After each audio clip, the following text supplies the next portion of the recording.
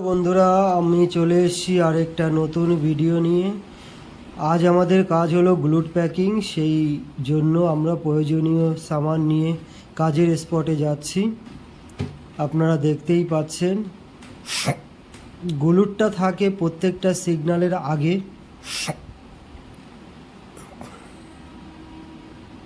সেই স্পটে যাচ্ছি গ্লুট প্যাকিংয়ের জন্য। এই যে দেখতে পাচ্ছেন গ্লুটটা, এই হচ্ছে গ্লুট। এটা ক্রসিংয়ের মধ্যে আছে গ্লুটটা। এই গ্লুটটাই প্যাকিং হবে। সবার প্রথমে এটা গসপাড়া দিয়ে মাপ দিয়ে নিতে হবে। এই যে দেখতে পাচ্ছেন মাপ দিচ্ছে, মাপ দিয়ে তার রিডিংটা লিখতে হয়। এখানে দেখতে পাচ্ছেন রিডিংটা ওই যে স্লিপারের উপরে লেখা আছে 4R-3, মানে আর সাইড মানে রাইট সাইডে বসে আছে। এই যে এইভাবে দেখুন, এই যে খুলে রেখেছি, এইভাবে খুলতে হয় পাথরগুলো স্লিপারে, দুটো স্লিপারের মিডিলে। এই যে দেখুন গ্লুটটা খোলা হয়েছে দুই সাইডে। গ্লুটটা কোনো সময় এক সাইডেও বসে থাকে, সেটা মারতে হয়। আবার কখনো দু সাইডেও বসে থাকলে দু সাইডেই মারতে হয়। এই যে দেখুন, যেটা দাব কাট হবে সেই দাব কাটটা খোলা হচ্ছে। এই যে দেখতে পাচ্ছেন, এই যে দাব কাট। আবার গ্লুটের মধ্যে কোনো রবার যদি খোলা থাকে সেটাও লাগিয়ে তারপরে গ্লুট প্যাকিং করতে হয়। এই যে দাব কাটটা খোলা হয়েছে, এই দাব কাটটার এইখানেই দাব দিয়ে তুলতে হয়। এই যে দেখুন কিভাবে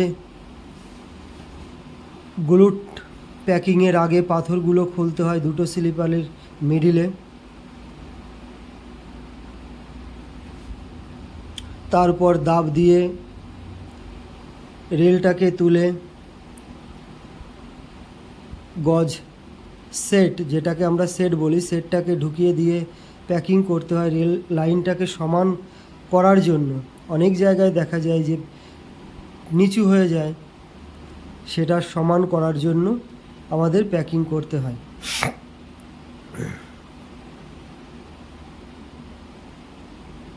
এই যে খোলা হয়ে গেল, ঠিক এইভাবে দুই সাইডে খুলতে হয়। এই যে দেখছেন, এই যে দাব দিয়ে আমরা রেলটাকে তুলছি এবং রেল লাইন এবং স্লিপারের মাঝে যে রবারটা আছে বের করে দিয়ে সেট ঢুকিয়ে দিতে হয়। ঠিক এইভাবেই প্যাকিং করতে হয়।